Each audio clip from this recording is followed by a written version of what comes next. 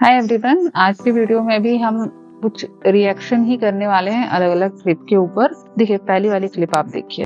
Acidity एक ऐसी चीज है जिससे बहुत ज्यादा लोग बहुत ज्यादा परेशान हो जाते हैं। नमस्ते, ये बहुत ही सिंपल पारस का नुस्खा है जिसको आप रोज सुबह जब करोगे आपकी एसिडिटी। पहली बात तो ये व्यक्ति आयुर्वेद के तो कुछ है नहीं, फॉर्मर सोशल मीडिया पर कुछ काम करते हैं, आयुर्वेद से कोई रिलेशन नहीं है, लेकिन आयुर्वेद के नुस्खे बता रहे हैं। आपने कभी कहीं देखा है कि कोई व्यक्ति यूट्यूब पर या कहीं सोशल मीडिया पर पैरासिटामोल, एजिथ्रोमाइसिन, रिम्फामाइसिन, ऑफ्लॉक्सिन और निडाजोल इनके बारे में ऐसे बता रहा हो कि आपको पेट में दर्द है तो O2 टैबलेट खा लीजिए?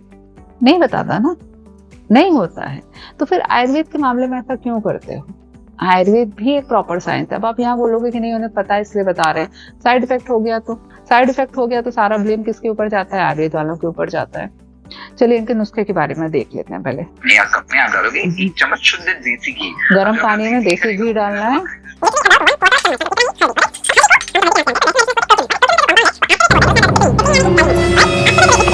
एक तो आयुर्वेद का नुस्खा ना हर कोई बताने लगता है, कोई भी बता सकता है आपको, कोई रूल्स रेगुलेशन है ही नहीं। अब इन्होंने क्या बोला कि अगर आपको सुबह सुबह एसिडिटी है तो गर्म पानी में घी में आपको हल्दी और काली मिर्च मिलाकर पीना है। उससे आपकी एसिडिटी हमेशा के लिए ठीक हो जाएगी। अब इनके नुस्खे पे हम बात करें, कहाँ पे काम करेगा, कहाँ काम नहीं करेगा। अगर मान लीजिए किसी व्यक्ति को एसिडिटी है, एसिडिटी में उसको पेट में जलन हो रही है और सुबह उठने के बाद में या खाली पेट के ऊपरी हिस्से में हल्की गर्माहट, हल्की जलन महसूस होती है, उस कंडीशन में ये काम कर सकता है। ठीक है। दूसरा, अगर आपको पेट के अंदर कब्जी है, आपने 1-2 दिन पहले कुछ खाना खाया था, वो अच्छे से पचा नहीं है, खाने में थोड़ी सी स्मेल आ रही है, मुंह से हल्की बदबू सी आ रही है, उस कंडीशन में काम करेगा क्योंकि हल्दी और काली मिर्च डाल रखा है। तो हल्दी और काली मिर्च दीपन पाचन गुण के होते हैं, तो जो भी आम बना हुआ है उसका पाचन कर देगा।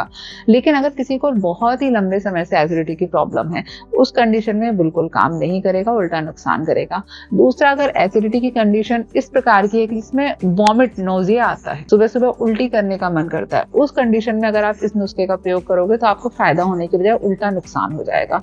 नुकसान क्यों होगा उसको समझ लीजिए। आयुर्वेद में ना एक कर्म होता है पंचकर्म, उसमें वमन कर्म कराते हैं, यानी कि वॉमिट करवाते हैं, जो कि पित्त की कंडीशन में कई बार किया जाता है, करते भी हैं।